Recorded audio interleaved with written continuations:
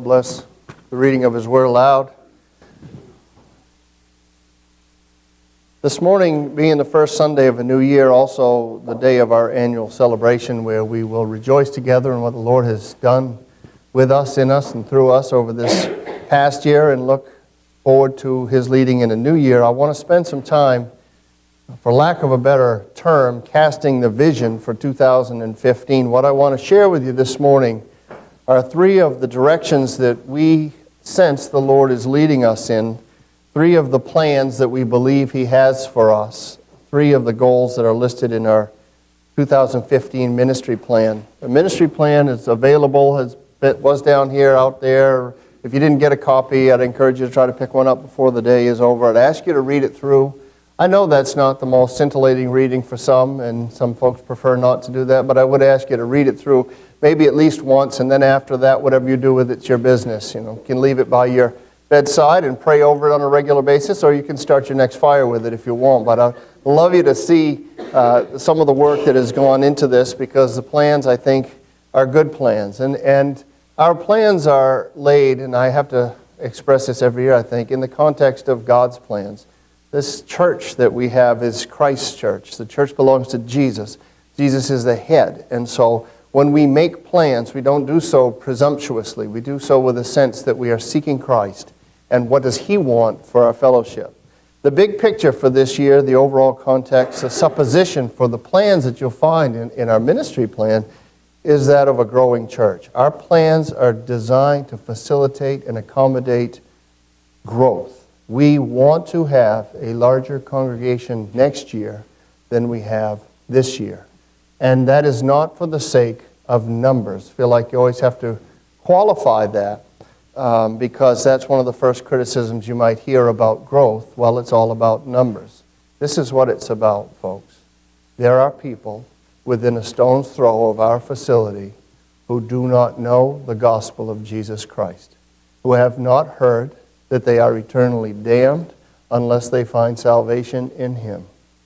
And to me, and I hopefully to us, that becomes more and more unacceptable, that we will do what we can to share the good news of Jesus Christ and the story of redemption and the possibilities of salvation. It is really about, growth is about bringing people into the kingdom and finding new souls to nurture in this wonderful family that God has put together. So that's the desire, is growth. We hope and intend in this coming year especially to be diligent in carrying out our purpose, which we've spent some time this past year clarifying, and have come up with this. Our purpose at the United Baptist Church of Ellsworth is to make disciples through worship, fellowship, and service, which essentially our purpose is the Great Commission.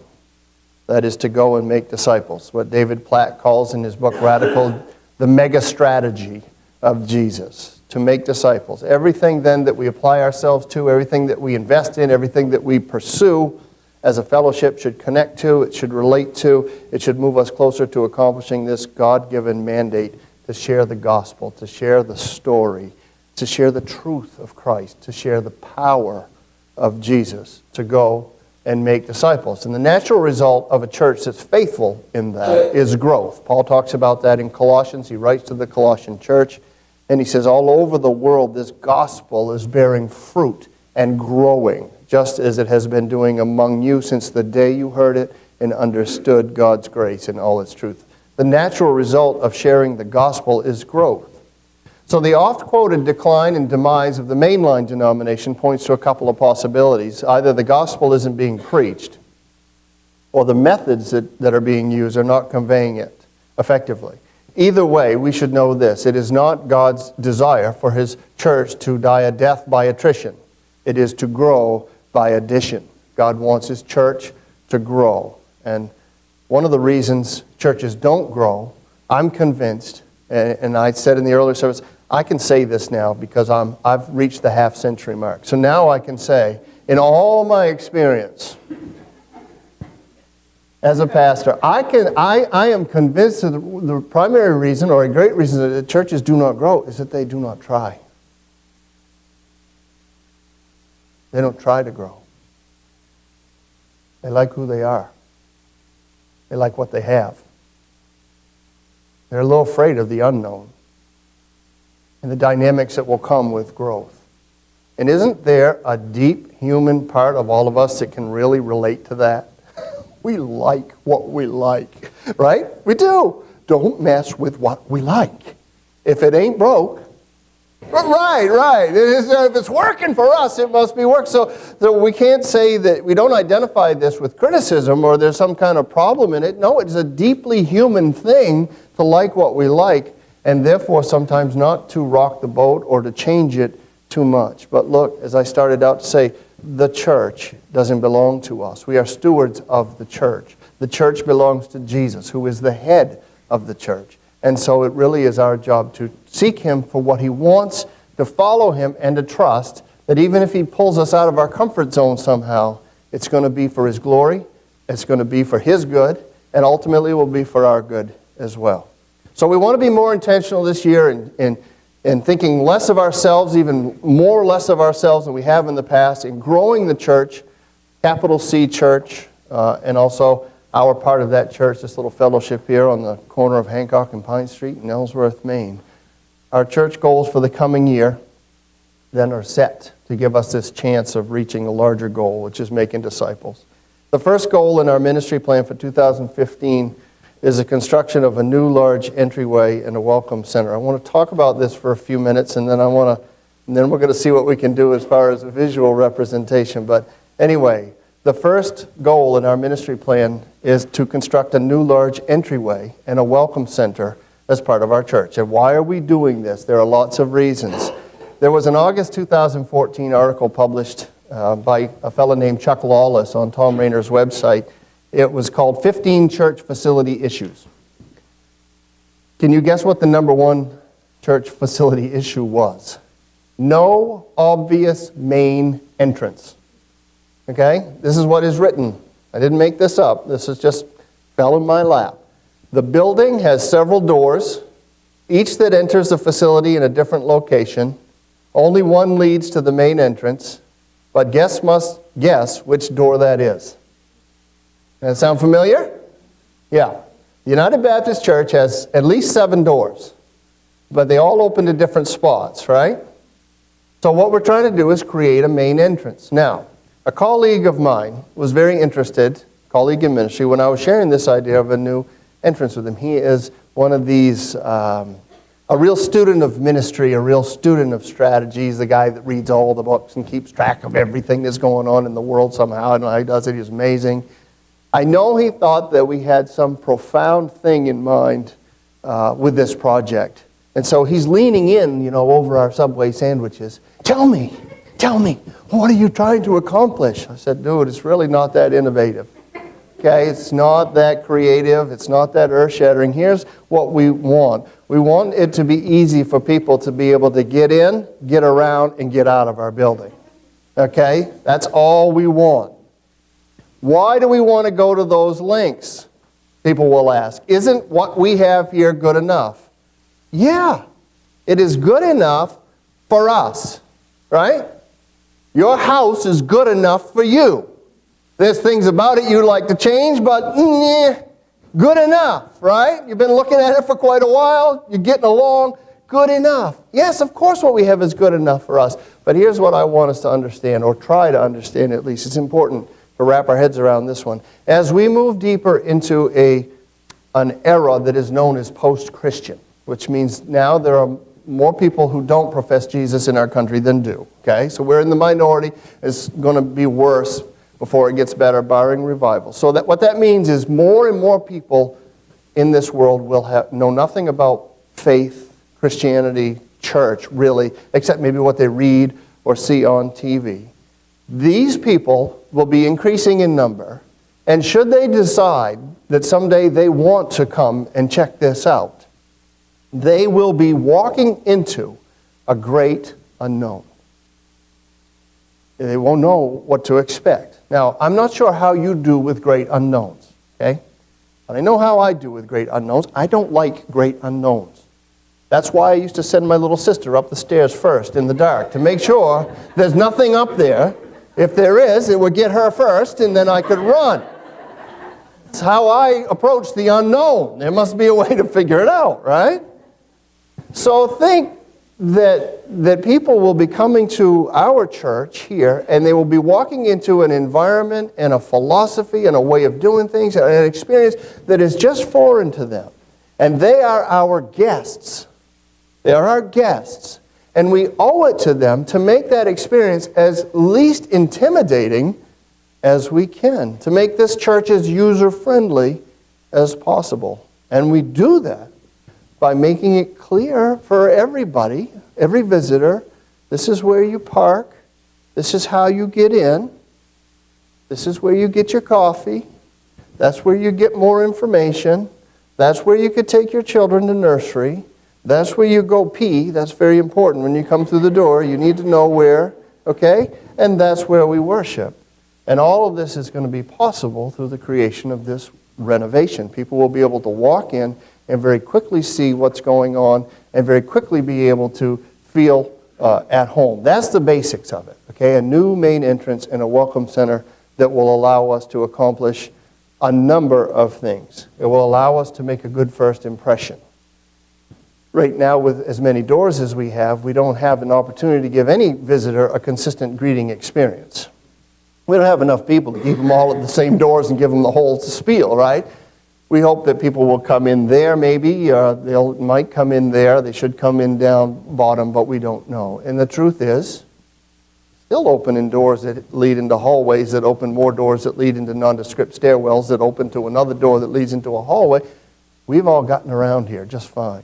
But think about what it would be like to be a visitor. And in truth, let's just have some fun with this. I've had people who have worshiped here for years who don't know where all the bathrooms are, okay? And are amazed. I didn't know there was any. It's like your own little secret bathroom now, okay? There are 5 of them, 3 or 4 of which are cleverly hidden, okay?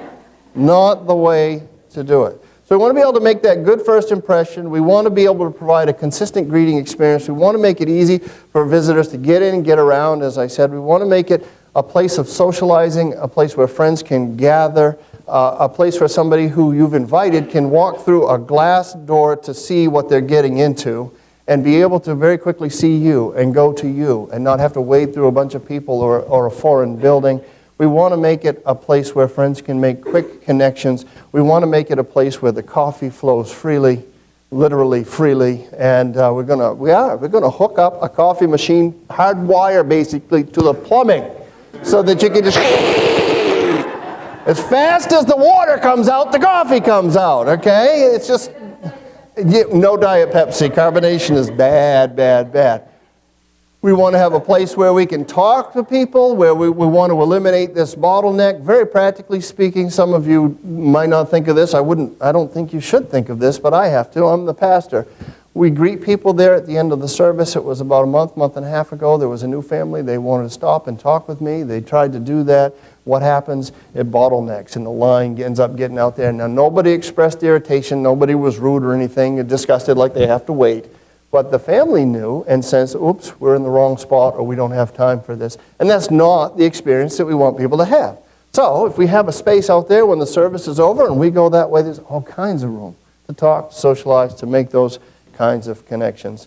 And ultimately, this thing makes us have better accessibility because the renovation is going to include all the handicap accessible stuff and keeping everything flat on one floor, keeping the countertops at the height that they need to be, and renovating some bathroom space. All right? Now, Tim, you ready to try this? In your ministry plan, there's a blueprint like this, and I totally get that looking at something like this for some of you does nothing. All right, yes. And I want to confess, the reason that we have what you have here is because of my wife, who was also lost by things like this. So when I say to Liz, I'll try to explain something to her, say, I don't see it. Well, there it is, okay? So where this mystery lady is right now is outside of the new breezeway, stepping into the thicket, what we know is the thicket room. Okay, you see the prayer room was on the right. Yeah, walk into the room a little bit. We never see her face. She's a mystery woman. Spin that around a little bit. So the thicket room and my office become one big space. The prayer room gets a big opening into it so that people can go in there on the comfy couches and enjoy their coffee. The office space is right ahead, and it'll be an information sort of desk and kiosk kind of thing. That doesn't exist. Phase 2 that you're looking at, I can help some of you who are still trying to get a grip on this. You all have to stand up and face this way. At the bottom of the sheet where it says Phase 2, new entry, right, that's out in the parking lot. Everybody's running for a ministry plan. Okay?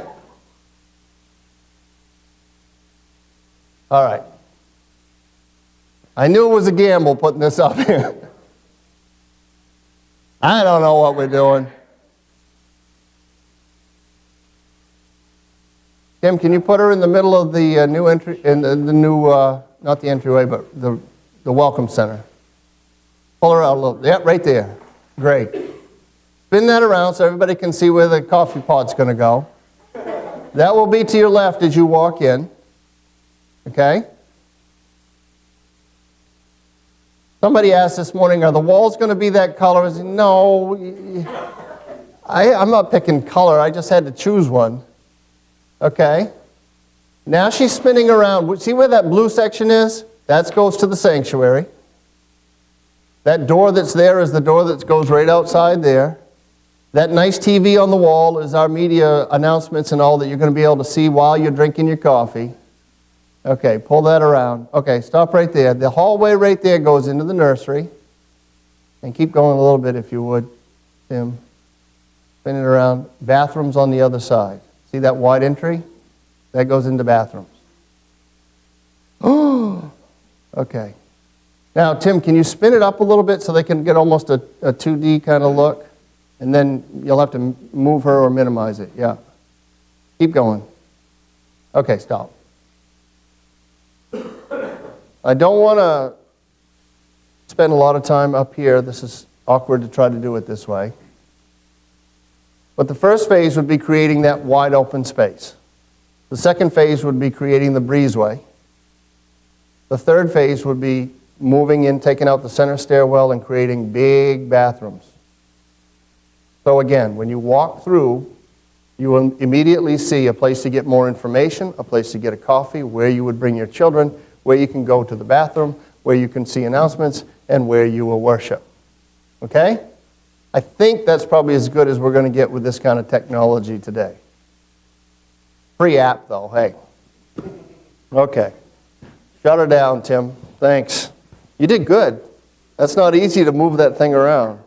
All right. So the plan on that phase then is we would start that after Easter. We'll get through Easter. Easter's early this year. It seems like it will take about 4 or 5 weeks to accomplish that project, starting after Easter. All right? Second goal, moving on, in the ministry plan is to refine and redefine the mission focus of our church to reflect the passions and giftedness of our current congregation. I'm going to say that again. It's a mouthful. Refining and redefining the mission focus of our church to reflect the passions and giftedness of our current congregation. We did Max Lucado's Outlive Your Life a little while ago. We studied that together. We learned a great line and a great truth. He said, no one can do everything, everyone can do something. And that's applicable to individuals. It's also applicable to churches. When it comes to mission work, we know there are any number of good things that we could do. It's really countless, limitless. But we certainly can't do them all, nor are we created or called to do them all. Sacred and secular authors alike have been writing almost ad nauseum about the failed strategy of trying to be everything to everyone. When you try to do everything, you end up doing almost everything with a level of mediocrity that's discouraging. Focus is what is needed for success, which means doing fewer things and doing them with excellence. Most importantly for us, we need to choose the right things to focus on. And the specific missions that we focus on are determined in general by the overarching principles of God's Word, which is loving our neighbors and serving the poor and helping the least and the needy. And specifically, what we choose to focus on is determined by the giftedness and the passions of our people. That is the people of today, today's people, the ones God has assembled in this place, in this ministry right now. The most effective missions grow out of the gifts and the talents and the abilities and the burdens and the sensibilities of the current congregation. And that's why healthy churches are made up of people who respect the past and appreciate the past, but also who don't worship the past and who move forward and change. The mission endeavor of a vibrant and enthusiastic church will reflect the values of its present composition. Churches across America, I promise you this, probably across the world, but definitely we know about the ones in the Northeast, are dying in mission because the implied and sometimes stated expectation is that this generation of churchgoers has to do what the last generation did. That's not how this works. That's not how any of this works. The message of the gospel doesn't change, but the methods change, and the way we convey the message most certainly changes. Each generation and each church must be allowed to have influence and ownership in the chosen methods and the missions of that church. Dying churches are the ones that insist on perpetuating the past, while dynamic churches embrace the present with an eye to the future. So first, the most effective missions grow out of the gifts and the talents and the abilities and the burdens and the sensibilities of the current congregation. It is not a criticism of what has gone before. It is not saying it was wrong or that it was bad. But can we be honest? We all know about perpetuating missions, mission work or endeavors until they ultimately die out, drive off a cliff. We're great at starting stuff, we're horrible at ending things. And then a lot of times this is how it happens. It's somebody that we love came up with that idea. And so we feel it would be disloyal to them, or it would be bad if we, well, you know, Gertrude started that 47 years ago. And she was a sweet lady. And I'm sure she was. And I think in the moment that did a wonderful thing. But who today wants to carry on Gertrude's vision? And if nobody is here to say, I do, then we need to consider moving that aside and picking up the vision of the people that are here right now. You grasp that? You get that? You understand that? Because I pastored a church. I know I've shared this with you, but it's too classic not to say again. I pastored a church that had a bunch of young people that wanted to move ahead and a bunch of older folks who didn't want to move. And unfortunately, they had that generational warfare almost, which is not necessary. We are multi-generational here. We do not need that. But here is what was said. We're going to do what we want to do. And when we die, you can do what you want to do. And that is not how it is. Whose church is it? So what do we do? What God calls us to do. We don't, any one of us have ownership of it like that, okay? So, when you listen to our church people, when you watch them, when you see what they do, what they love, what they're passionate about and give to, our missions here boil down to about 3 different things. Locally, there's a great interest in meeting people's basic needs.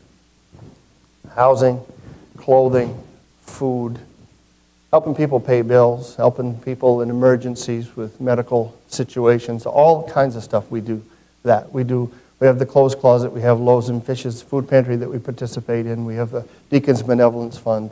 We do a lot of work in the community locally meeting basic needs. When you expand that out regionally, where is our passion? All you need to do is come here in the summertime and you'll know, because half our congregation is gone, to Baptist Youth Camp, BYC, no doubt. That's just something that resonates in us.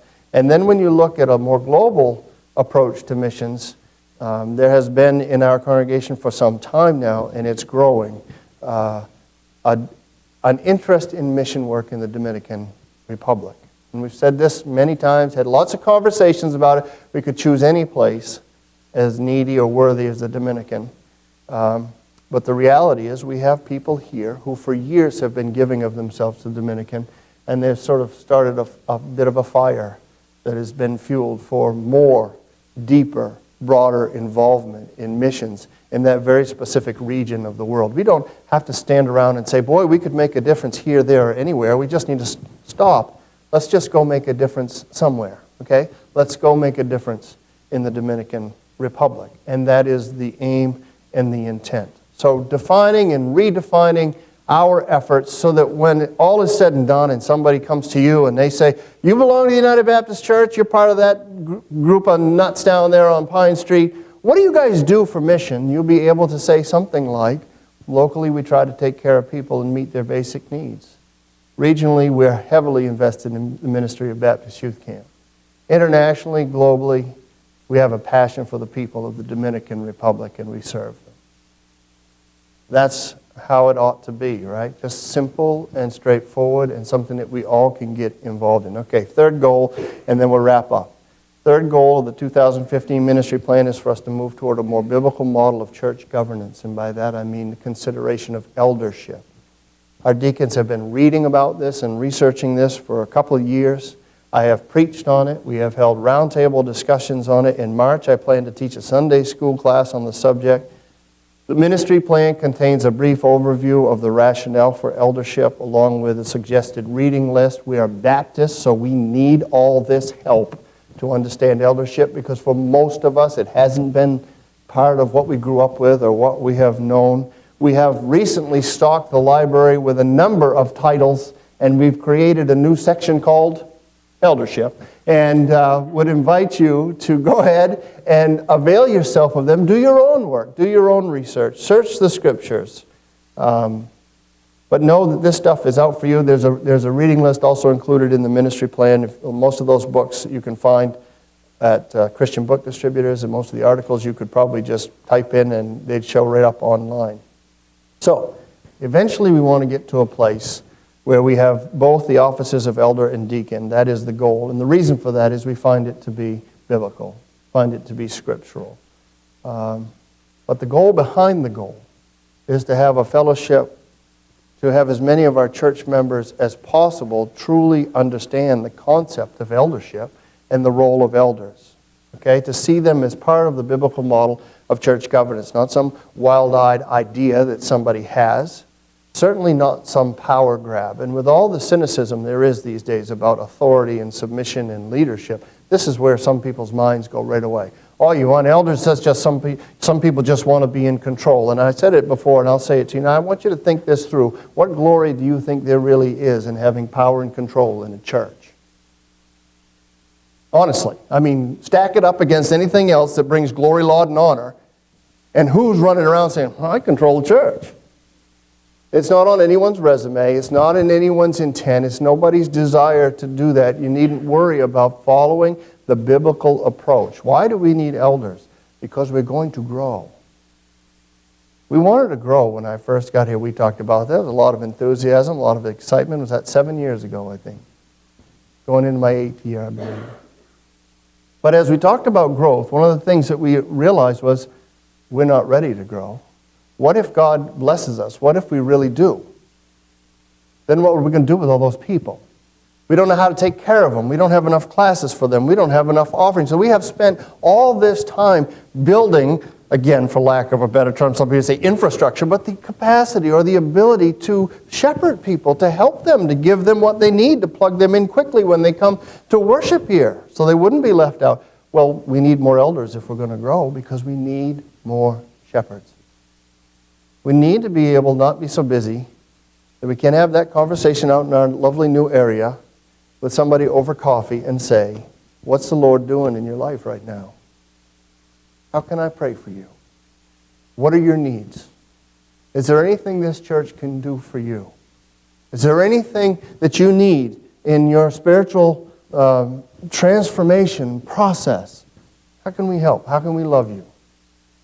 We need to have time and space to do that, and we need the people to do it. And elders are shepherds. Deacons, the word means servant, table waiter. Elders, overseer, bishop, shepherd. Also servants, not bosses, not just supervisory, but you need them both to really take care of people. So, that's where we want to get to, and I understand that for us to add elders evokes that old paralyzing problem found in many churches across the world. We've never done it that way before. It might be new to us, but it's not new in history. It's not new to Christendom. And I am convinced, because believe me, I wouldn't bring it up if I wasn't. I am convinced that to sustain and shepherd a growing church, we need to have both elders and deacons. And if it's that important, believe me, I wouldn't kick a sleeping dog if I didn't need to, and wouldn't even come near the chance of controversy or conflict, or I don't even like to argue. It's that important. So I would ask you, in light of that, to prayerfully consider not what you think about the idea, but what the Scripture says about eldership.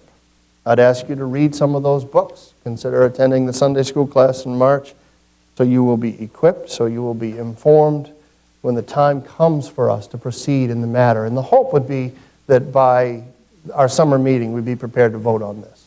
That's the hope. And if we're not, we won't. But hopefully we will be. All right. That's not typical. Tim said after the early service, he goes, "You don't really like doing this, do you?" And I said, "No. I'd much rather pick up the Bible and preach. This isn't preaching, but it is necessary, and so I do it as a shepherd of this flock. I want you to know where we're headed. More importantly, I want you to know why. But I do apologize that it's not a typical feed you with a word kind of Sunday, although I hope it's been meaningful. And I'm available, of course, for questions, not necessarily now. We won't do Q&A. But early, we had like 15 people, so we could do a little Q&A. But meet me at lunch or something, and we'll talk church over venison meatballs, which I made. But there aren't that many, so you better get in line real quick if you think you're interested. Small deer. No.